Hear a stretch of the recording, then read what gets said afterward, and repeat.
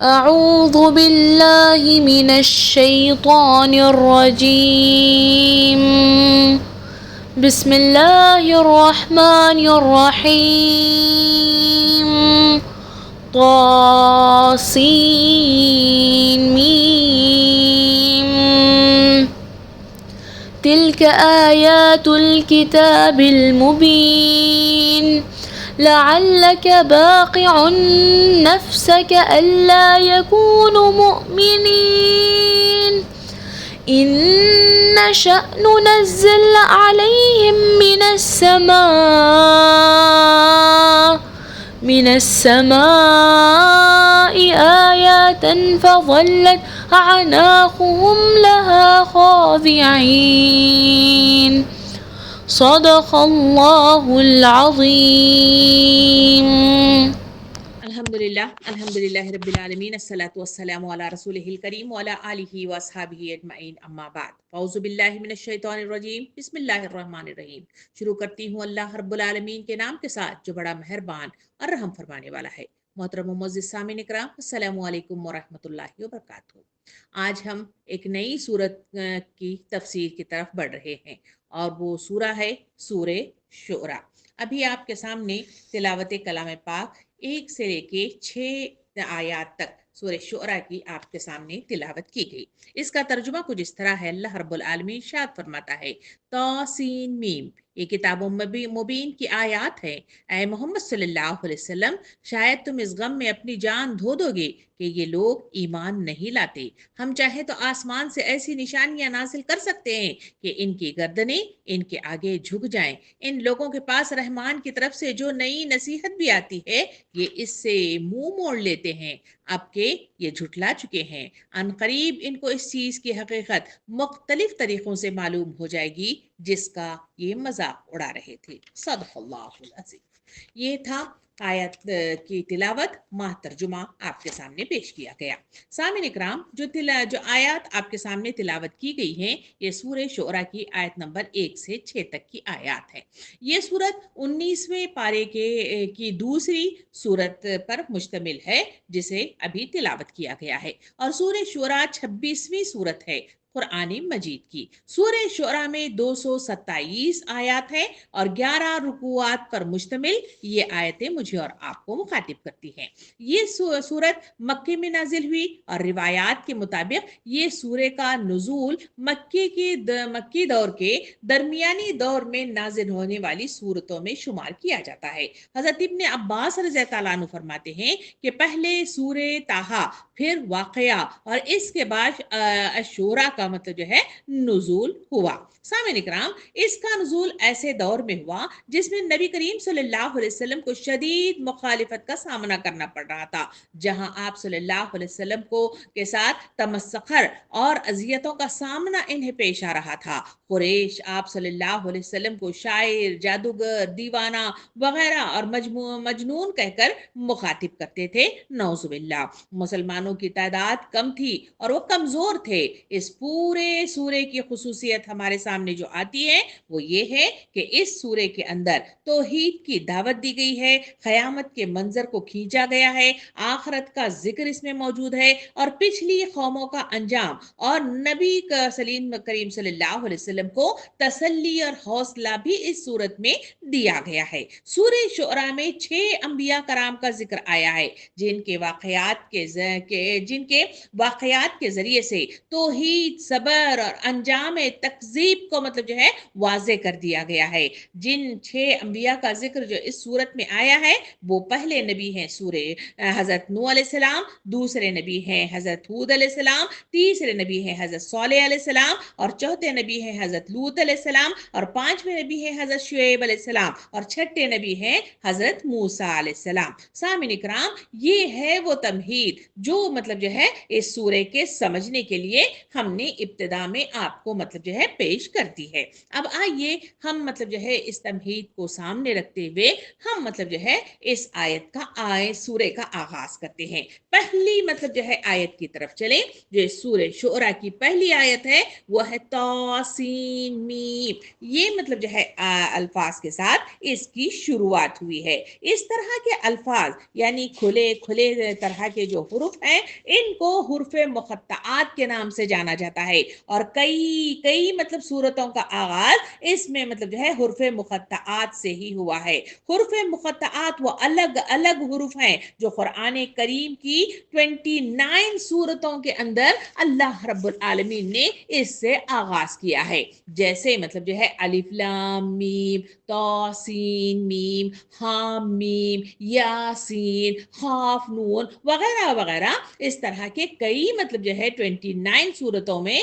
استعمال ہونے والے حروف مقطعات ہیں جن کے ذریعے سے سورے کا آغاز کیا جاتا ہے۔ یہ مطلب جو ہے جو الفاظ جو آپ کے سامنے مطلب جو ہے حروف مقطعات کے ساتھ پیش کیے گئے، یہ الفاظ مطلب جو ہے جوڑ کر نہیں پڑھے جاتے، بلکہ اس کو پڑھنے کا جو انداز ہے وہ مطلب جو ہے الگ الگ پڑھے مطلب جو ہے جانے کا یہ ہمارے سامنے نظر آتا ہے۔ حروف مقطعات کے معنی کیا ہے؟ حروف مقطعات کے معنی ہے کاٹے ہوئے یا الگ الگ کیے ہوئے حروف مطلب جو ہے کو حروف مقطعات کے نام کے ساتھ اس کو جانا جاتا ہے۔ اسی لیے ان الفاظ کو حروف مقطعات کہا جاتا ہے، کیونکہ یہ ملا کر نہیں بلکہ الگ الگ کر کے پڑھے جاتے ہیں۔ سامعین اکرام، حروف مقطعات کی طرف ہم چلتے ہیں تو اس کی تفصیلات مطلب جو ہے مختلف مطلب جو ہے مفسرین کے ذریعے سے جو باتیں ہمارے سامنے آتی ہیں وہ یہ ہے کہ یہ حروف مقطعات قرآن مجید کی بعض صورتوں کے آغاز میں پائے جاتے ہیں۔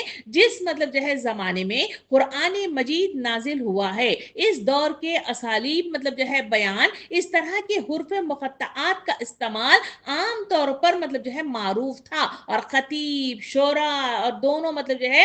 ان مطلب جو ہے اسلوب سے اس وقت کام لیتے تھے۔ چنانچہ اب بھی کلام جاہلیت کے جو نمونے محفوظ ہیں ان میں بھی اس کی مثالیں ہمیں مطلب جو ہے میسر ہیں یا ہمیں ملتی ہیں، لیکن یہ ظاہر ہے نہ تو ان حروفوں کا مفہوم مطلب جو ہے سمجھنے پر قرآن سے ہدایت حاصل کرنے کا اس میں کوئی انحصار ہے، اور نہ یہی بات ہے کہ اگر کوئی شخص اس کے معنی نہ جانے گا تو اس کے لیے راہ راست پانے میں کوئی نقص رہ جائے گا۔ لہٰذا ایک عام مطلب جو ہے ناصر کے لیے کچھ ضروری نہیں ہے کہ وہ اس کی تحقیق کرے۔ یعنی یہ جو الفاظ ہمارے سامنے حروف مقطعات کی شکل میں مطلب جو ہے جو آپ کے سامنے پڑھے گئے ہیں اس کے کوئی معنی مطالب مطلب جو ہے ہمیں تفاسیر میں نظر نہیں آتے، بلکہ یہ مطلب جو ہے اس وقت کے دور جاہلیت کا ایک انداز تھا کہ کسی چیز کو اہمیت جتانی ہوتی تھی تو وہ اس طرح کے الفاظ مطلب جو ہے ظاہر کر کے اس کو واضح کر دیتے تھے۔ اسی مطلب اسلوب کو قرآن مجید نے اسے اپنایا اور مطلب جو ہے اس کو مطلب جو ہے عوام کے سامنے پیش کیا گیا۔ اب اس کے بعد ہم آگے چلیں تو آیت نمبر 2 کی طرف چلیں تو آیت نمبر 2 اس سے بالکل لگی ہوئی آیت ہے جس میں اللہ تعالیٰ فرماتا ہے تلک آیات الکتاب مبین، یعنی مطلب جو ہے یہ کتاب مبین کی آیات ہیں۔ بظاہر یہ مطلب جو ہے جو جملہ ہے یہ مطلب میرے اور آپ کے لیے کوئی مطلب جو ہے اہمیت اس میں نظر نہیں آتی، بلکہ اس کی آسانی کے لیے ہمیں سمجھ میں آتا ہے کہ یہ کتاب مطلب جو ہے بڑی اہمیت کی حامل ہے، لیکن اس آیت کے اندر تلک کا جو لفظ استعمال کیا گیا ہے یعنی یہ دراصل قرآن مجید کی عظمت کو، اس کی بلندی کو ظاہر کرنے کے لیے استعمال ہوا ہے۔ یعنی یہ عام بات نہیں بلکہ بڑی شان والی آیات ہیں، اس تلک کے ذریعے سے ہمارے سامنے اس کو مطلب جو ہے زور دے کر اس مطلب جو ہے لفظ کے ساتھ ہمارے سامنے وضاحت کی گئی ہے۔ اور جہاں مطلب جو ہے اسی آیت کے اندر جہاں آیات تو مطلب جو ہے جو استعمال کیا گیا ہے آیات، یعنی یہ آیات اللہ کی قدرت ہدایت کی نشانی ہے۔ آیات ایک جامع لفظ ہے جس کا مطلب ہے ہر وہ چیز جو اللہ کی طرف رہنمائی کرے یا اس کی ہدایت کو ظاہر کرے۔ لفظ آیات سامعین اکرام قرآن مجید میں کئی معنی میں استعمال ہوا ہے، یعنی مطلب صرف ایک معنی نہیں ہے بلکہ آیات کا جو لفظ ہے قرآن مجید کے اندر مختلف معنی میں مطلب جو ہے استعمال کیا گیا ہے۔ عربی میں آیت کا بنیادی مطلب ہے نشانی، علامت، دلیل۔ سامعین اکرام، قرآن مجید کے اندر یہ لفظ مختلف موقع پر مختلف مفہوم میں مطلب جو ہے اس کو مطلب جو ہے کوٹ کیا گیا ہے اور آیت کی شکل میں ہمارے سامنے مطلب جو ہے اس لفظ کو پیش کیا گیا ہے۔ لفظ، آیت، کتابی احکام، قدرت الہی کی نشانیاں، معجزات رسول، یا پھر مطلب جو ہے عبرت کی نشانیاں یا دلائل و حجت اور کوئی خاص واقعے کو بھی قرآن مجید آیت کے نام کے ساتھ اس کا ذکر کیا گیا ہے۔ تو ہم جب آیت کا مطالعہ کرتے ہیں تو اس آیت کے حساب سے وہاں کیا لفظ استعمال کیا گیا ہے اس کو دیکھ کر ہم اندازہ کر سکتے ہیں یہ یا تو مطلب جو ہے ہمارے لیے قدرتی الہی کی نشانیوں کے طور پر، یا معجزات رسول کے طور پر، یا عبرت کی نشانیوں کے طور پر، یا دلائل و حجت کے طور پر، اور کوئی خاص واقعے کی طرف اگر اشارہ ہو رہا ہے تو وہ آیت لفظ کے ساتھ اس کو مطلب جو ہے ہم دیکھ سکتے ہیں۔ سامعین اکرام، اس میں دوسرا مطلب جو ہے جو لفظ آیا ہے وہ الکتاب مبین کا لفظ آیا ہے، یعنی واضح کرنے والی کتاب، کھول کر بیان کرنے والا کلام، اور حق و باطل کو الگ کرتا ہے اور ہدایت کو صاف ظاہر کرتا ہے والے مفہوم کے ساتھ اس الکتاب مبین کو واضح طور پر ہمارے سامنے پیش کیا گیا ہے۔ یہ دراصل کفار کے اعتراض کا ایک طرح کا جواب ہے، کیونکہ کفار کہتے کہ یہ کلام مبہم ہے یا یہ انسانی ہے، یعنی اللہ کے رسول کی طرف مطلب جو ہے اشارہ کر کے کہتے یہ کسی مطلب جو ہے جن کے ذریعے سے یا کسی مطلب جو ہے عالم کے ذریعے سے یہ مطلب جو ہے لکھوا کر لائے ہیں۔ اللہ تعالیٰ اس کے جواب میں فرماتا ہے کہ نہیں، یہ کتاب مبین ہے، یعنی واضح اور سچی ہے۔ سامعین اکرام، اسی آیت کے سلسلے میں امام طبری رحمت اللہ علیہ فرماتے ہیں کہ مبین وہ کتاب ہے جو اپنے احکام، حدود اور ہدایت کو صاف صاف بیان کرتی ہے۔ اور امام مطلب جو ہے قرطبی رحمت اللہ علیہ فرماتے ہیں اسی آیت کے سلسلے میں کہ قرآن مبین اسی لیے کہ یہ ہر گمراہی کو دور کر کے سیدھا راستہ دکھاتا ہے۔ سامعین اکرام، اسی آیت کے سلسلے میں امام فخر الدین رازی رحمت اللہ علیہ فرماتے ہیں کہ مبین کا جو لفظ آیا ہے یہ دو طرح سے مطلب جو ہے مخاطب ہوتا ہے۔ نمبر 1، خود کو بھی اس میں واضح کرتا ہے، اور نمبر 2، دوسروں کو بھی واضح کرتا ہے۔ سامعین اکرام، حدیث مبارکہ میں نبی کریم صلی اللہ علیہ وسلم نے ارشاد فرمایا جب تک قرآن مجید کو تھامے رکھو گے کوئی مطلب جو ہے گمراہ نہیں ہوگا۔ دوسری حدیث مبارکہ میں ارشاد فرمایا کہ قرآن دلوں کی بیماریوں کی شفا ہے۔ اسی لیے تو مطلب جو ہے ہمارے سامنے وضاحت کے ساتھ بیان کیا گیا کہ یہ آیات جو ہمارے سامنے پیش کی جاتی ہیں دراصل یہ آیات مبین ہیں جو ہمارے سامنے کھول کر بیان کی گئی ہیں۔ سامعین اکرام، یہ آیات جو اس سورے میں پیش کی جا رہی ہیں اس کتاب کی آیات ہیں جو اپنا مدعا صاف صاف کھول کر بیان کرتی ہیں، جسے پڑھ کر یا سن کر ہر شخص سمجھ سکتا ہے کہ وہ کسی چیز کی طرف بلاتی ہیں، کس چیز سے روکتی ہیں، کیسے حق کہتی ہیں اور کسے باطل مطلب قرار دیتی ہیں۔ ماننا یا نہ ماننا الگ بات ہے، مگر کوئی شخص بہانہ کبھی نہیں بنا سکتا کہ اس کتاب کی تعلیم اس کی سمجھ میں نہیں آتی اور وہ اس سے یہ معلوم ہی نہ کر سکا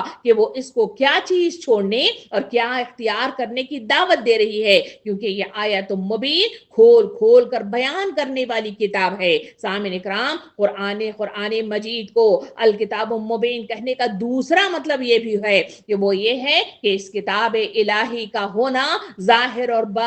باطنی طور پر ہمارے سامنے واضح کر دیا گیا ہے۔ اس کی زبان، اس کا بیان، اس کے مضامین، اس کی پیش کردہ حقائق اور اس کے حالات نزول سب کے سب صاف صاف دلالت کرتے ہیں کہ یہ خداوند عالم ہی کی کتاب ہے۔ اس لحاظ سے ہر مطلب جو ہے جملہ جو اس کتاب میں آیا ہے ایک نشانی اور ایک معجزاتی آیات ہے۔ کوئی شخص عقل و خرد سے کام لے تو اسے محمد صلی اللہ علیہ وسلم کی نبوت کا یقین کرنے کے لیے کسی اور نشانی کی حاجت نہیں ہوتی، بلکہ کتاب مبین کی یہی آیات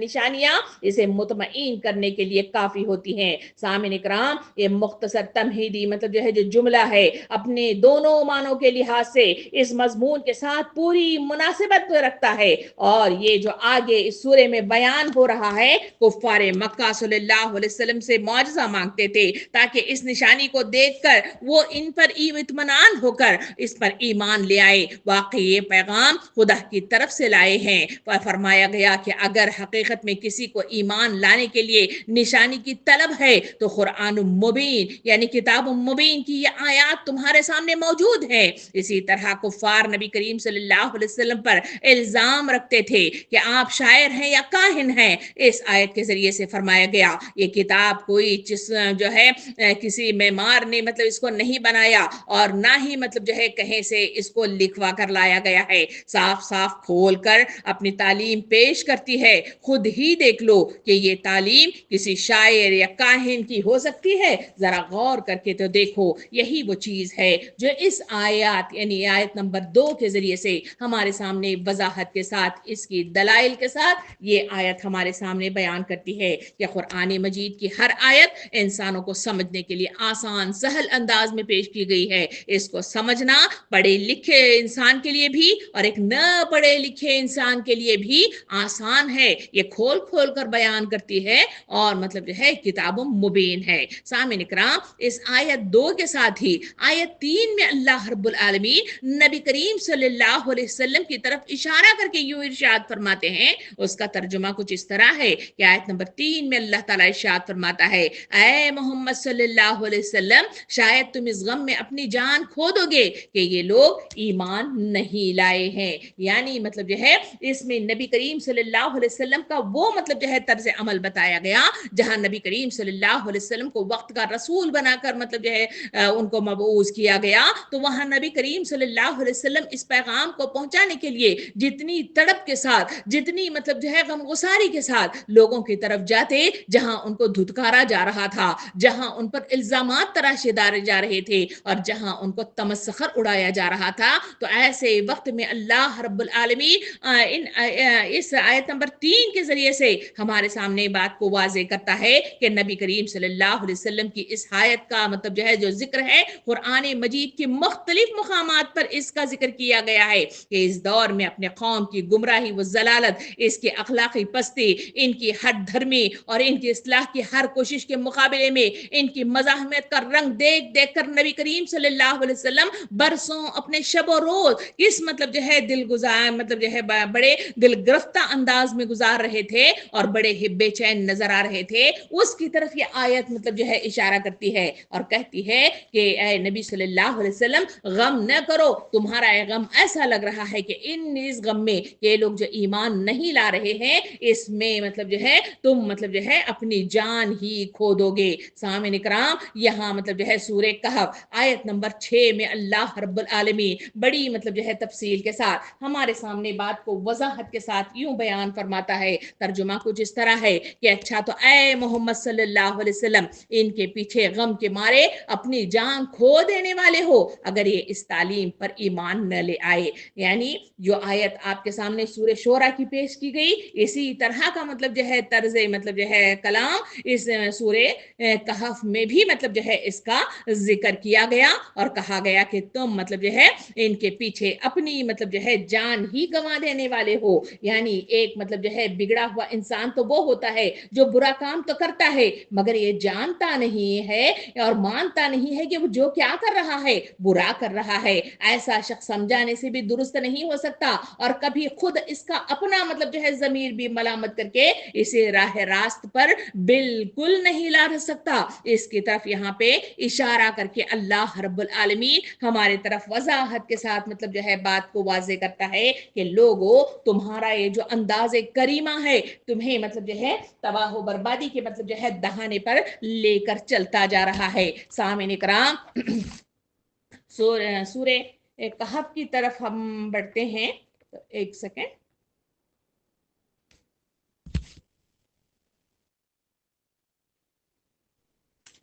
जी, सूरह कहफ की जो आयत आपके सामने पढ़ी गई उस आयत के अंदर भी अल्लाह के रसूल सल्लल्लाहु अलैहि वसल्लम के गमज़दा होने का तस्करा हमारे सामने मतलब जो है तफसील के साथ बयान किया गया है। ये जो इस आयत में अल्लाह के रसूल सल्लल्लाहु अलैहि वसल्लम के गम की तरफ जो इशारा किया गया है, इस हालत की तरफ इसमें वक्त के रसूल सल्लल्लाहु अलैहि वसल्लम मुब्तला थे। इससे साफ मालूम होता है कि आपको रंज उन तकलीफों का न था जो आपको और आपके साथियों को दी जा रही थी, क्योंकि आप صلی اللہ علیہ وسلم کو اور آپ صلی اللہ علیہ وسلم کے ساتھیوں کو مختلف مظالموں اور مختلف زیادتیوں کا سامنا کرنا پڑ رہا تھا. آپ صلی اللہ علیہ وسلم کو اس کا غم نہیں تھا، بلکہ جو چیز آپ صلی اللہ علیہ وسلم کو اندر سے کھائے جا رہی تھی وہ یہ تھی کہ آپ اپنے قوم کو گمراہی اور اخلاقی پستی سے نکالنا چاہتے تھے، اور وہ کسی طرح نکلنے پر آمادہ نہیں ہو رہے تھے. آپ صلی اللہ علیہ وسلم کو یقین تھا کہ اس گمراہی کا لازمی نتیجہ مطلب جو ہے تباہی ہے اور عذاب الہی ہے. آپ ان کو یہ مطلب جو ہے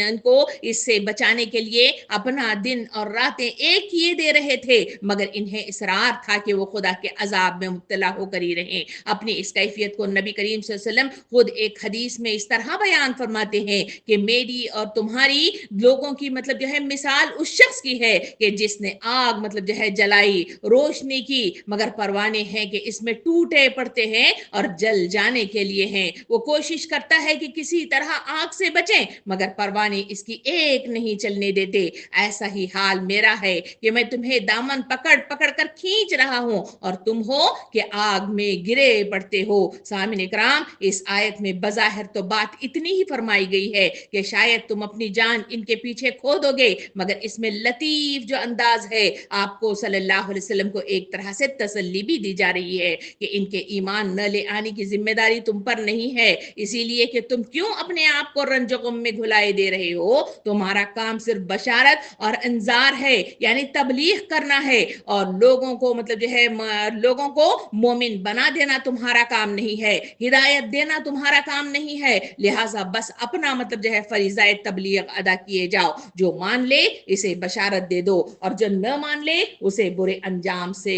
متنبہ کر دو. یہی وہ بات ہے جو اس سورہ کہف کے ذریعے سے مزید وضاحت کے سامنے ہمارے سامنے پیش کی گئی. سامعین کرام، اسی طرح ہم آگے بڑھیں تو وہاں ہمیں سورہ فاطر آیت نمبر 8 میں بھی اس کا تذکرہ مجھے اور آپ کو ملتا ہے، جس میں اللہ رب العالمین ارشاد فرماتا ہے، پس اے نبی کریم صلی اللہ علیہ وسلم، خواہ مخواہ تمہاری جان ان لوگوں کے خاطر غم میں مطلب جو ہے اور افسوس میں نہ گھلے، جو کچھ یہ کر رہے ہیں اللہ اس کو خوب جانتا ہے. سامعین کرام، اس میں بھی تکرار کے ساتھ وہی بات کا تذکرہ ہمارے سامنے مطلب جو ہے پیش کیا گیا ہے، یعنی اس میں بھی مطلب جو ہے وضاحت کے ساتھ ہمارے سامنے مطلب جو ہے یہ بات مطلب جو ہے پیش کی گئی کہ ایک شخص ہے جو بگڑا ہوا آدمی ہوتا ہے، جو برا کام تو کرتا ہے مگر یہ جانتا اور مانتا ہے کہ جو کچھ وہ کر رہا ہے برا کر رہا ہے. ایسا شخص سمجھانے سے بھی درست ہو سکتا ہے، لیکن خود اس کا اپنا ضمیر بھی ملامت کر کے اسے راہ راست پر لا سکتا ہے، کیونکہ اس کی صرف عادتیں ہی بگڑی ہوئی ہے، ذہن نہیں بگڑا ہے. لیکن ایک اور مطلب جو ہے شخص کی مثال لے لیں، وہ ایسا ہوتا ہے کہ جس کا ذہن بگڑ چکا ہوتا ہے، جس میں برے اور بھلے کی تمیز باقی نہیں رہتی، جس کے لیے گناہ کی زندگی ایک مرغوب اور مطلب جو ہے تابناک زندگی ہوتی ہے، جو نیکی سے گھن کھاتا ہے اور بدی کو عین تہذیب و ثقافت سمجھتا ہے، جو صالح وہ تقوی کو وہ دقیانوسیت یا مطلب جو ہے یا فتنہ اور فجور مطلب جو ہے سمجھتے ہوئے ترقی پسند خیال کرتا ہے، جس کی نگاہ میں ہدایت گمراہی اور گمراہی سراسر ہدایت بن جاتی ہے. ایسے شخص پر کوئی نصیحت کارگر نہیں ہو سکتی، وہ نہ تو خود اپنی حماقتوں پر متنبہ مطلب جو ہے ہوتا ہے اور نہ کسی سمجھانے والے کی بات سن کر مطلب جو ہے اسے پیش کرتا ہے. ایسے آدمی کے پیچھے پڑنا لا حاصل ہوتا ہے، جو اس آیت کے ذریعے انسانوں کو مطلب جو ہے بتایا گیا کہ اسے ہدایت دینے کی فکر میں اپنی جان بھلانے کی بجائے دائی حق کو اس کام کی طرف مطلب جو ہے توجہ کرنی چاہیے جس کے ضمیر میں ابھی زندگی باقی ہے، اور جنہوں نے اپنے دل کے دروازے حق کی آواز کے لیے بند نہیں کیے ہیں. سامعین کرام، ان آیات کے ذریعے سے اللہ رب العالمین ہمارے سامنے جو بات کی وضاحت کرتا ہے وہ یہ ہے کہ جو لوگ اس حد تک اپنے ذہن کو بگاڑ لیتے ہیں، اللہ تعالیٰ ان کو ہدایت کی توفیق سے محروم کر دیتا ہے اور انہیں راہوں پر بھٹکنے کے لیے انہیں چھوڑ دیتا ہے، جس میں بھٹکتے ہوئے وہ خود مطلب جو ہے اتنی دور جا پڑتے ہیں کہ جہاں واپسی کا راستہ ان کے لیے مشکل ترین ہو جاتا ہے. یہ حقیقت سمجھا کر اللہ رب العالمین نبی کریم صلی اللہ علیہ وسلم کو تلقین فرماتا ہے کہ ایسے لوگوں کو راہ راست پر لے آنا تمہارے بس میں نہیں ہے، لہٰذا ان کے معاملے میں صبر کرو، اور جس طرح اللہ کو ان کی پرواہ نہیں رہی تم بھی ان کے حال پر غم کھانا چھوڑ دو. سامعین کرام، اس مقام پر دو باتیں مطلب جو ہے ہمیں سمجھنی سمجھنی ضروری ہے۔ ایک یہ ہے کہ یہاں جن لوگوں کا ذکر کیا جا رہا ہے وہ امت الناس نہیں ہے، بلکہ مکہ معظمہ کے وہ سردار ہے جو نبی کریم صلی اللہ علیہ وسلم کی دعوت کو ناکام کرنے کے لیے ہر جھوٹ، ہر فریب اور ہر مکر سے کام لے رہے تھے۔ یہ لوگ در حقیقت حضور کریم صلی اللہ علیہ وسلم کے متعلق کسی غلط فہمی میں مبتلا نہ تھے، بلکہ خوب جانتے تھے کہ آپ کس چیز کی طرف بلا رہے ہیں، اور آپ کے مقابلے میں وہ خود مطلب جو ہے کن جاہلیتوں اور مطلب جو ہے اخلاقی خرابیوں کو برقرار رکھنے کے لیے کوشاں ہے۔ یہ سب کچھ جاننے اور سمجھ لینے کے بعد ٹھنڈے دل سے ان کا فیصلہ یہ تھا کہ محمد صلی اللہ علیہ وسلم کی بات کو نہیں چلنے دینا ہے، اور اسی غرض کے لیے انہیں کوئی اوچھے سے اوچھا ہتھیار اور مطلب جو ہے کوئی ذلیل سے ذلیل ہتھ کنڈا استعمال کرنے میں وہ مطلب جو ہے بے باک ہو گئے تھے۔ اب یہ ظاہری بات ہے کہ جو لوگ جان بوجھ کر اور آپس میں مشورہ کر کر کے آئے ہیں کہ دن میں ایک نیا جھوٹ تصنیف کریں گے اور اسے شخص کے خلاف مطلب جو ہے پھیلائیں گے، وہ دنیا بھر کو دھوکہ دے سکتے ہیں مگر خود اپنے آپ کو تو وہ جھوٹا جانتے ہیں، اور خود مطلب جو ہے ان سے یہ بات چھپی ہوئی نہیں رہ ہوتی کہ جس شخص پر بھی انہوں نے یہ الزام لگایا ہے وہ اس سے بری ہے۔ پھر اگر وہ شخص جس کے خلاف یہ جھوٹے مطلب جو ہے ہتھ گنڈے استعمال کیے جا رہے ہیں ان کے جواب میں کبھی صداقت و راست بازی سے ہٹ کر کوئی بات نہ کرے تو ان ظالموں سے یہ بات بھی کبھی چھپی نہیں رہ سکتی۔ اس کا یہ مد مقابل ایک سچا اور کھرا انسان ہے، انہیں معلوم ہونا چاہیے، اور اس پر بھی جن لوگوں کو اپنے کرتوتوں پر ذرا شرم نہ آئے اور سچائی کا مقابلہ مسلسل جھوٹ سے کرتے چلے جائیں، ان کی یہ روش خود ہی اس بات پر شہادت دیتی ہے کہ خدا کی پھٹکار ان پر پڑ چکی ہے اور اس میں بری طرح مطلب جو ہے وہ تمیز مطلب جو ہے باقی نہیں رہی گئی ہے۔ سامعین اکرام، دوسری بات جو سمجھنے کی ان آیات کے ذریعے سے یہ ہے وہ یہ ہے کہ اس موقع پر سمجھ لینا چاہیے کہ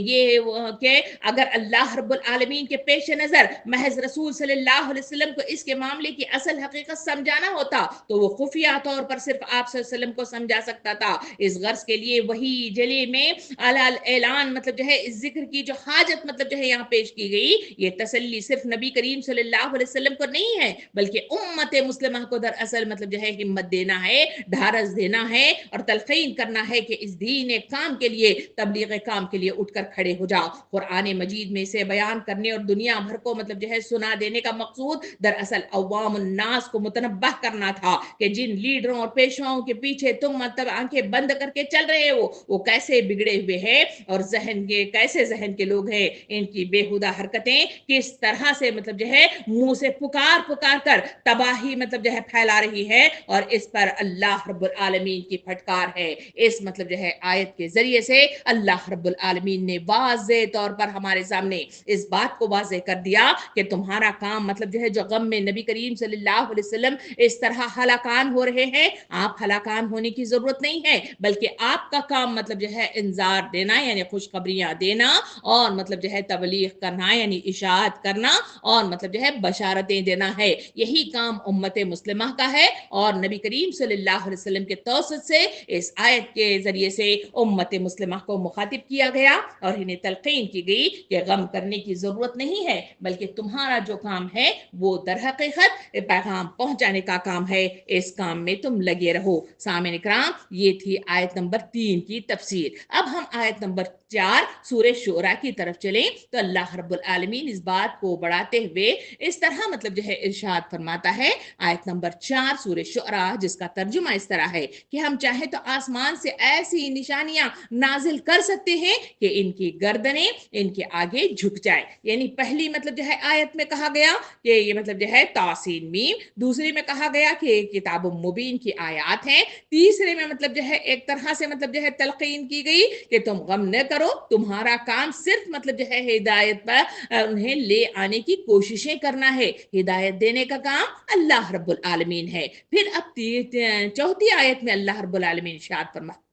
فرماتا ہے کہ لوگوں جس طرح کے لوگ نشانیاں مانگتے ہیں، جس طرح سے معجزے مانگتے ہیں اور جس طرح سے مطلب جو ہے وقت کے رسول بھی پریشان ہوا کرتے تھے کہ میں کیا کوششیں کروں کہ جس کے ذریعے سے یہ ایمان لے آئیں، اس وقت اللہ رب العالمین جو آیت نمبر 4 میں فرماتا ہے کہ اگر ہم چاہیں تو آسمان سے ایسی نشانیاں نازل کر سکتے ہیں کہ ان کی گردنیں اس کے آگے جھک جائیں اور وہ اس بات کو مان لینے پر تیار تیار ہو جائیں۔ سامعین اکرام،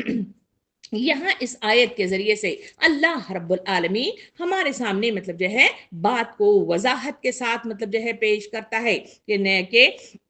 کوئی ایسی نشانی نازل کر دینا جو تمام کفار کو ایمان اور اطاعت کی روش اختیار کرنے پر مجبور کر دے، یہ مطلب جو ہے ہو سکتا ہے، یہ اللہ تعالیٰ مطلب جو ہے کرنے کے پر قادر ہے، مگر اللہ تعالیٰ کے لیے کچھ بھی مشکل نہیں ہے۔ اگر وہ ایسا نہیں کرتا تو اس کی وجہ یہ نہیں کہ یہ کام اس کے قدرت سے باہر ہے، بلکہ اس کی وجہ یہ ہے کہ اس طرح کا جبری ایمان اللہ رب العالمین کو مطلوب نہیں ہے۔ اللہ تعالیٰ اس آیت کے ذریعے سے واضح کرتا ہے کہ وہ چاہتا ہے کہ لوگ عقل و خرد سے کام لے کر ان آیات کی مدد سے حق کو پہچانے جو کتاب الہی میں پیش کی گئی ہیں، جو تمام آفاق میں ہر طرف پھیلی ہوئی ہیں، جو خود ان کی اپنی ہستی میں پائی جاتی ہیں۔ پھر جب ان کا دل گواہی دے کر باقی حق وہی ہے جو انبیاء کرام مطلب جو ہے پیش کیے ہیں، اور ان کے خلاف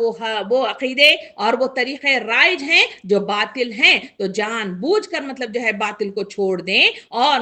وہ جان بوجھ کر وہ اس باطل کو مطلب جو ہے چھوڑنے پر مجبور ہو جائیں اور حق کو مطلب جو ہے اختیار کر لیں۔ یہی اختیاری ایمان اور یہی ترک باطل اور اتباع حق وہ چیز ہے جو اللہ تعالیٰ انسان سے چاہتا ہے۔ اس لیے اس نے انسان کو ارادے اور اختیار کی آزادی دی ہے، اسی بنا پر اس نے انسان کو یہ قدرت عطا کی ہے کہ صحیح اور غلط جس راہ پر بھی وہ مطلب جانا چاہتا ہے جا سکتا ہے۔ اسی وجہ سے اس نے انسان کے اندر خیر اور شر کے دونوں رجحانات رکھ دیے ہیں، فجور اور تقوی کی دونوں راہیں اس کے آگے کھول کر رکھ دی ہے، شیطان کے بہکانے کی آزادی عطا کی گئی ہے، اور نبوت اور وحی اور دعوت خیر کا سلسلہ راہ راست دکھانے کے لیے قائم کیا گیا ہے، اور انسان کو انتخاب رائے کے لیے ساری مناسب مطلب جو ہے حال صلاحیتیں دے کر اس امتحان کے مقام پر کھڑا کر دیا گیا ہے کہ وہ کفر و فسق کے مطلب جو ہے راستے کو اختیار کرتا ہے، ایمان و یا مطلب جو ہے ایمان و اطاعت کا راستہ اختیار کرتا ہے۔ اس امتحان کا سارا مطلب جو ہے مقصد ہی فوت ہو جائے گا کہ اگر اللہ رب العالمین کوئی ایسی تدبیر اختیار فرما دے جو انسان کو ایمان اور اطاعت پر مجبور کر دینے والی ہو۔ جبری ایمان ہی مطلوب ہوتا تو نشانیاں نازل کر کے مجبور کرنے کی کیا حاجت تھی؟ اللہ رب العالمین انسان کو اس فطری اللہ رب العالمین اس مطلب جو ہے انسان کی اس فطرت اور مطلب جو ہے ساخت پر اسے پیدا فرما چکا ہے کہ جس میں کفر، نافرمانی، بدی کا کوئی مطلب جو ہے امکان ہی نہ ہوتا، بلکہ فرشتوں کی طرح انسان بھی پیدائشی فرما بردار ہوتا۔ یہی حقیقت ہے جس کی طرف مطلب جو ہے مختلف مقامات پر قرآن مجید کے اللہ رب العالمین نے اسی بات کی وضاحت کی ہے کہ انسانوں کو جبری طور پر لے آنا مقصود نہیں ہے، بلکہ دراصل اللہ رب العالمین انسانوں کو صحیح معنوں کے ساتھ، صحیح رجحان کے ساتھ، صحیح دلی رغبت کے ساتھ اس کی طرف وہ آئے تو تبھی کہیں جا کر اللہ رب العالمین اس عمل کو قبول فرماتا ہے۔ اسی کا ذکر قرآن مجید میں مطلب جو ہے اگر ہم سفر کریں تو مجھے اور آپ کو سورہ یونس کی آیت نمبر مطلب جو ہے 99 نظر آتی ہے، جس کا ترجمہ کچھ اس طرح ہے۔ اللہ تعالیٰ فرماتا ہے اگر تیری رب کی مشیت یہ ہوتی کہ زمین میں سب مومن اور فرما بردار ہی ہوں تو سارے اہل زمین ایمان لے آئے ہوتے، پھر کیا تو انسانوں کو مجبور کرے گا کہ وہ مومن ہو جائیں؟ یعنی یہ آیت کو بھی ذرا غور طلب کر کے دیکھیں کہ کس طرح اللہ رب العالمین بات کو کھول کے ہمارے سامنے پیش کرتا ہے کہ اللہ رب العالمین کو مطلب جو ہے کوئی حاجت نہیں ہے کہ وہ مطلب جو ہے زبردستی کسی انسان کو کھینچ کر مطلب جو ہے مومن بنایا جائے، بلکہ اللہ رب العالمین ہمارے سامنے وضاحت کرتا ہے کہ مجھے وہ مطلب جو ہے دلی رغبت کے ساتھ آنے والے بندے کی مطلب جو ہے ہم مطلب جو ہے خیر مقدم کرتے ہیں اور اسے مطلب جو ہے ہم اپنے گلے کو لگا لیتے ہیں۔ سامعین اکرام، یہ سورہ یونس کی آیت نمبر 99 تھی جس میں اس کا تذکرہ کیا گیا۔ یہاں مطلب جو ہے اللہ رب العالمین کی خواہش ہوتی کہ جس کی زمین میں صرف اطاعت گزار اور فرما بردار ہی بسیں اور کفر نافرمانی کو سرے سے مطلب جو ہے کوئی وجود ہی نہ ہو، تو اس کے لیے نئے مشکل تھا کہ وہ تمام مطلب جو ہے اہل زمین کو مومن و مطیع بنا کر پیدا کر دیتا، اور نہ ہی یہ مشکل تھا کہ سب کے دل اپنے ایک ہی مطلب جو ہے تکوینی اشارے سے ایمان اور اطاعت کی طرف پھیر دیتا، مگر نوح انسانی کی پیدا کرنے میں جو مطلب جو ہے حاکمانہ غرض اللہ رب العالمین کی پوشیدہ ہے وہ مطلب جو ہے پیش نظر رکھنا چاہیے، اور وہ یہ ہے کہ وہ تخلیقی و تکوینی جبر کے استعمال سے فوت ہو جاتی ہے۔ اسی لیے اللہ رب العالمین خود ہی انسانوں کو ایمان لانے یا نہ لے آنے اور اطاعت اختیار کرنے یا نہ کرنے پر آزاد رکھنا چاہتا ہے، اور اسی لیے مجھے اور آپ کو اختیار دیا گیا ہے کہ جو دلی رغبت کے ساتھ دین کی طرف آگے بڑھتا ہے اس کو سمجھتا ہے اللہ رب العالمین اس کے راستوں کو کھول دیتا ہے اور گمراہی سے اسے دور لے جاتا ہے۔ جو لوگ مطلب جو ہے اس راہ پر آگے بڑھنا نہیں چاہتے، ان کی دلی رغبت نہیں ہوتی بلکہ وہ حب دنیا اور حب خواہشات کے پجاری بن جاتے ہیں، اللہ تعالیٰ انہیں انہی کی طرف گھما دیتا ہے، شیطان ان کا ساجی بن جاتا ہے اور اسی کے نتیجے میں راہ گم کر کے وہ مطلب جو ہے سوا السبیل سے دور نکل جا پڑتے ہیں۔ سامعین کرام، جو اس آیت کے اندر بتایا گیا کہ نبی کریم صلی اللہ علیہ وسلم لوگوں کو زبردستی مومن بنانا چاہتے تھے، نہیں بلکہ مطلب جو ہے وہ غمزدہ تھے اور مختلف طریقے سے وہ پریشان حال تھے۔ اللہ تعالیٰ آپ کو ایسا کرنے سے روک رہا تھا کہ آپ اتنا پریشان نہ ہو جائیں، بلکہ اگر اللہ چاہے تو ایسا مطلب جو ہے کن کہنے سے فیکون ہو جاتا ہے۔ دراصل اس مطلب جو ہے جملے میں وہی انداز مطلب جو ہے اختیار کیا گیا ہے جو قرآن مجید میں بکثرت مقامات پر ہمیں ملتا ہے کہ خطاب بظاہر تو نبی کریم صلی اللہ علیہ وسلم سے ہوتا ہے، مگر اصل میں لوگوں کو وہ بات سنانی مقصود ہوتی ہے جو نبی کریم صلی اللہ علیہ وسلم کو خطاب کر کے فرمائی جا رہی ہے کہ یہاں جو کچھ مطلب جو ہے کہنا مقصود ہے وہ یہ ہے کہ لوگوں حجت اور دلیل سے ہدایت اور ضلالت کا فرق کھول کر رکھ دینے اور راہ راست مطلب جو ہے صاف مطلب جو ہے صاف دکھا دینے کا جو حق تھا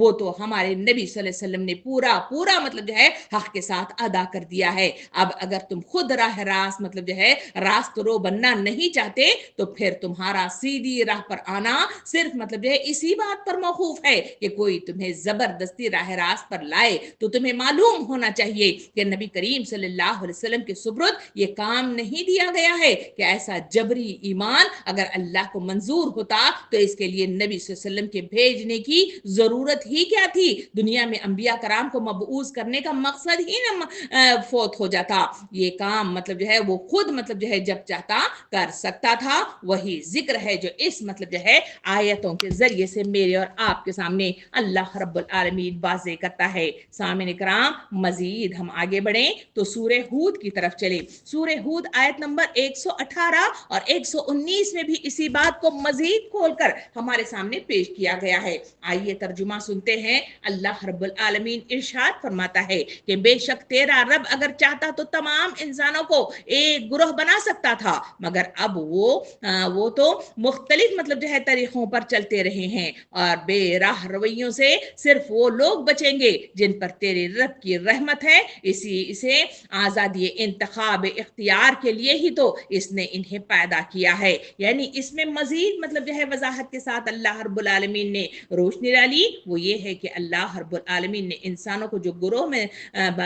یہاں دنیا میں مبعوث فرمایا ہے یا ان کی تخلیق کی ہے، وہ دراصل انہیں آزادی انتخاب، یہ رائے کی مطلب جو ہے آزادی کے ساتھ انہیں مطلب جو ہے اس دنیا میں اتارا گیا ہے، اور اسی کے ذریعے سے ان کو مطلب جو ہے آزادی دی گئی ہے۔ سامعین اکرام، اس آیت کو سمجھتے ہوئے جو بات ہمارے سامنے آتی ہے وہ یہ ہے کہ یہ در حقیقت حال مطلب جو ہے صاف اس آیت کے ذریعے سے بتایا جا رہا ہے کہ اللہ تعالیٰ کی مشیت انسانوں کے بارے میں یہ ہے ہی نہیں کہ حیوان اور نباتات اور ایسی ہی دوسری مخلوقات کی طرح ان کو بھی جبلی طور پر ایک مطلب جو ہے لگے بندے راستے کا پابند بنا دیا جائے جس سے ہٹ کر وہ چل ہی نہ سکے۔ اگر یہ اس کی مشیت ہوتی تو پھر دعوت ایمان، بعثت انبیاء اور تنزل کتب کی ضرورت ہی کیا تھی؟ سامعین اکرام، ذرا مطلب جو ہے ذہن پر زور ڈال کر اس بات کو سمجھنے کی کوشش کیجئے کہ سارے انسان مسلم مومن ہی وہ پیدا ہوتے اگر اللہ رب العالمین انسانوں کی مطلب جو ہے اسی مطلب جو ہے کیفیت کو کہ وہ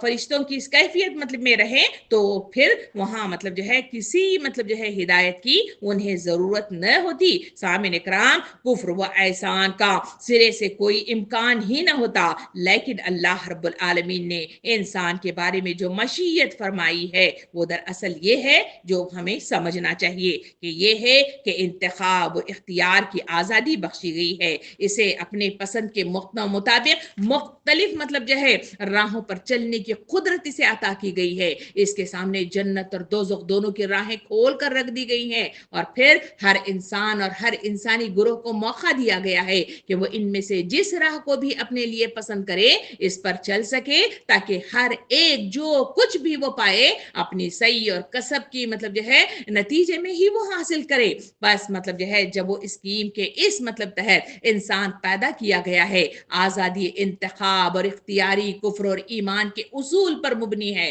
تو یہ کیسے ہو سکتا ہے؟ ذرا غور تو کر کے دیکھے کہ کوئی قوم خود تو مطلب جو ہے بڑھنا چاہے بدی کی راہ پر، اور اللہ رب العالمین زبردستی اس کو خیر کے راستے پر موڑ دے۔ کوئی قوم خود اپنے انتخاب سے تو انسان سازی کے وہ کارنامے بنائے جو ایک سے بڑھ کر ایک بدکار اور ظالم اور فاسق انسان ڈھال ڈھال مطلب جو ہے اس کو نکالیں، اور اللہ رب العالمین اپنی براہ راست مداخلت سے ان کو وہ پیدائشی نیک انسان مہیا کر دے جو اس کے بگڑے ہوئے سانچوں کو ٹھیک کر دے۔ اس قسم کی مداخلت خدا کے دستور میں نہیں ہے۔ سامعین اکرام، نیک ہوں یا بد، دونوں قسم کے انسان ہر قوم کو خود ہی مہیا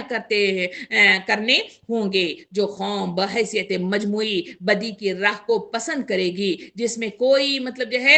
معتاد مطلب جو ہے گروہ ایسا نہ اٹھے گا جو نیکی کا جھنڈا بلند کرے، اور جس نے اپنی اجتماعی نظام میں اس امر کی گنجائش ہی نہ چھوڑی ہوگی کہ اصلاح کی کوششیں اس کے اندر پھل پھول سکے۔ خدا کو کیا پڑی ہے کہ ان کو مطلب جو ہے بزور نیک ان کو منایا جائے، وہ تو اس کو اس انجام کی طرف دھکیل دے گا جو اس نے خود اپنے لیے انتخاب کیا ہے۔ البتہ اللہ کی مطلب جو ہے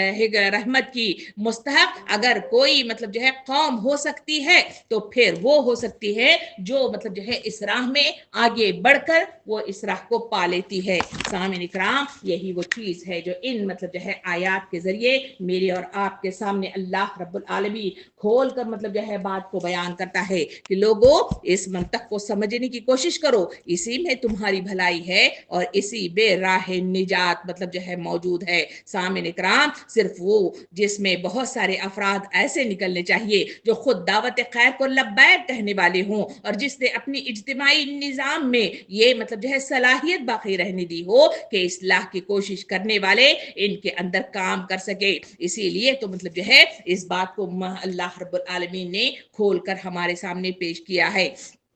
سامعین اکرام، اس آیت کو سمجھنا میرے اور آپ کے لیے ضروری ہے، اسی کے نتیجے ہی میں انسان مطلب جو ہے آگے بڑھتا ہے، اور اسی کے نتیجے میں اسی منطق کو سمجھنے کے نتیجے میں راہ نجات کی طرف بڑھنا اور راہ راست پانا اور صحیح مطلب جو ہے ذہن بنانا اس کے لیے اہم ترین ہوتا ہے۔ اسی بات کو مزید ہم آگے بڑھیں تو وہاں سورہ انعام کی آیت نمبر 35 بھی نظر آتی ہے، جس میں مطلب جو ہے مزید باتوں کو کھول کر ہمارے سامنے مطلب جو ہے پیش کر دیا گیا ہے کہ اللہ رب العالمین ارشاد فرماتا ہے کہ اگر اللہ چاہتا تو اس کو مطلب جو ہے اللہ رب العالمین چاہتا تو ان سب کو ہدایت پر جمع کر سکتا تھا، لہٰذا نادان مت بنو۔ یعنی اس آیت کے اندر بھی اللہ رب العالمین نے وضاحت کے ساتھ ہمارے سامنے مطلب جو ہے بات کو کھول کر رکھ دیا کہ لوگوں تمہیں مطلب معلوم ہونا چاہیے کہ اللہ رب العالمین ہدایت پر لوگوں کو اگر جمع کرنا چاہے تو وہ جمع کر سکتا تھا، اس کے لیے کوئی مشکل کام نہیں تھی۔ پھر تم مطلب جو ہے کیسے مطلب جو ہے دھوکا کھاتے ہو؟ اسی وجہ سے اس میں کہا گیا کہ تمہیں مطلب جو ہے نادان نہیں بننا چاہیے، بلکہ مطلب جو ہے عقل اور تمیز کا مظاہرہ کرتے ہوئے بات کو سمجھنے کی کوششیں کرنا چاہیے۔ سامعین اکرام، مجھے اور آپ کو بات مطلب جو ہے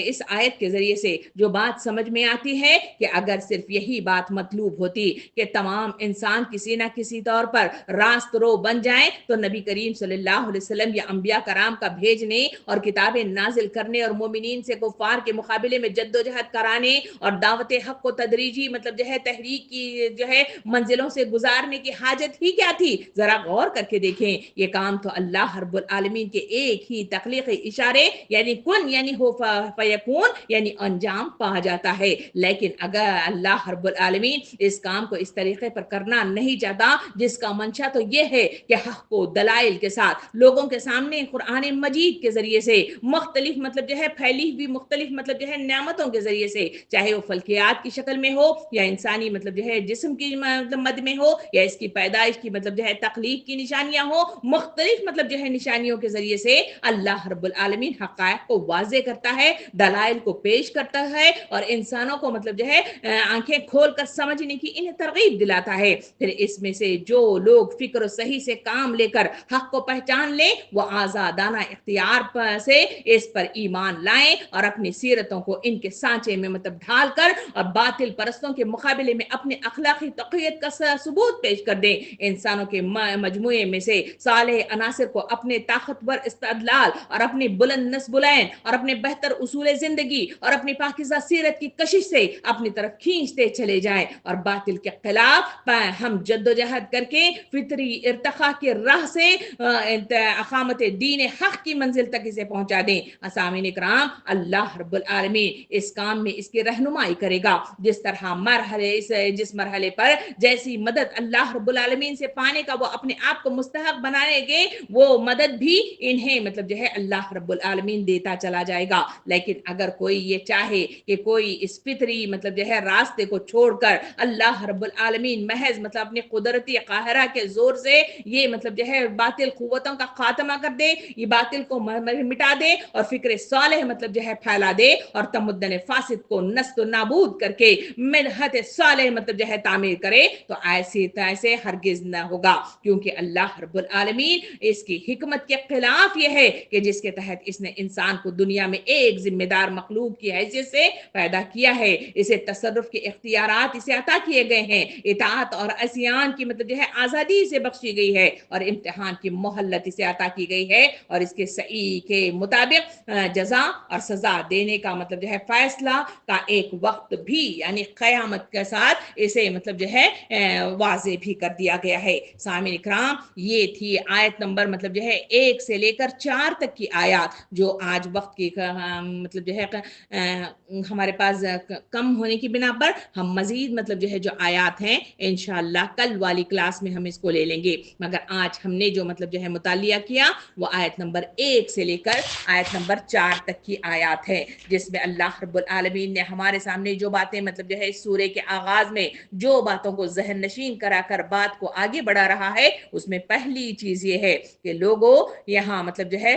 حروف مقطعات کا استعمال کیا گیا۔ حروف مقطعات متشابہات میں مطلب جو ہے شمار ہونے والی چیزیں ہیں، اس کے پیچھے نہ پڑو، بلکہ اصل چیز جو ہے وہ آیت نمبر 2 سے شروع کر رہا ہے۔ آیت نمبر 2 میں فرمایا گیا کہ آیت مبین کی آیات ہیں، تم کوئی بہانہ بازی نہیں کر سکتے، نہ مطلب جو ہے کوئی لاپرواہی برت سکتے ہو، نہ مطلب جو ہے تمہیں کہہ سکتے ہو کہ یہ باتیں میری سمجھ سے جو ہے قاصر ہیں، بلکہ تمہیں معلوم ہونا چاہیے کہ یہ کتاب ایسی مبین ہے کہ اس میں بات کو کھول کھول کر بیان کیا گیا ہے۔ ایک پڑھا لکھا انسان ہو یا ایک ان پڑھ ہو، جس کے سامنے یہ بات پیش کی جائے تو وہ مطلب جو ہے اس کی بات مطلب جو ہے اس کے عقل میں جائے گی اور بات کو وہ سمجھ پائے گا۔ دوسری طرف مطلب اشارہ کیا گیا محمد صلی اللہ علیہ وسلم کے توسط کے ذریعے سے، کہا گیا کہ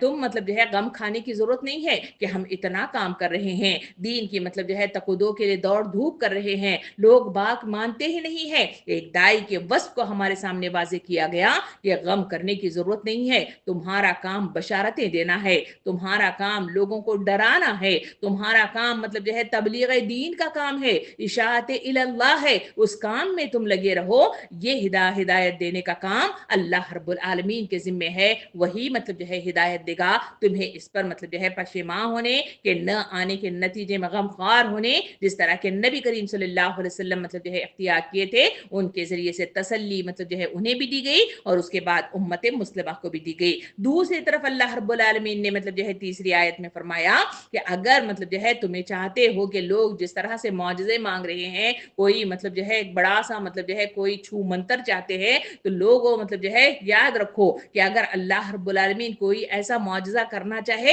تو اس کے لیے کوئی مشکل کام نہیں ہے، بلکہ مطلب جو ہے ایسا معجزہ پیش کرتا سکتا ہے جس کے ذریعے سے ان کی گردنیں ان کے آگے جھک جائیں، مگر دراصل انسان کا جو ہے کو ذہن نشین کرایا گیا۔ اصل میں جو منطق ہے اللہ رب العالمین کی، اصل میں جو حکمت ہے، اس بات کو سمجھنا مطلب جو ہے شرط اول ہے تبھی کہیں جا کر تم راہ راست پا سکتے ہو اور لوگوں کو بھی مطلب جو ہے اس راہ کی طرف بلا سکتے ہو۔ وہ کام کیا ہے؟ وہ یہ ہے کہ جن لوگوں کے پاس رحمان کی طرف سے جو ہدایت آئی ہیں وہ مطلب جو ہے حقیقتاً کیا ہے؟ وہ حقیقت یہ ہے کہ اللہ رب العالمین چاہے تو سارے کر سکتا ہے، مگر تمہیں آزادی رائے حق عطا کی گئی ہے۔ اسی کے ذریعے سے تمہارے سامنے مطلب جو ہے جنت اور دوزخ کے راستے کھول کر رکھ دیے گئے ہیں، شیطانوں کو مطلب جو ہے وہ اجازت دے دی گئی ہے کہ بہکانے کی، اور دوسری طرف اللہ رب العالمین مختلف طریقے سے برائی کو اور بھلائی کو کھول کر رکھ دیا ہے، اور دل کے اندر بھی مطلب جو ہے اللہ رب العالمین نے دونوں قسم کے میلانات مطلب جو ہے کھول کر رکھے ہوئے ہیں۔ اب تمہارا مطلب جو ہے یہ اختیار ہونا چاہیے کہ تم جس راہ کی طرف آگے بڑھنا چاہتے ہو، جس کے خواہش رکھتے ہو، اللہ رب العالمین اسی کی طرف تمہیں مطلب جو ہے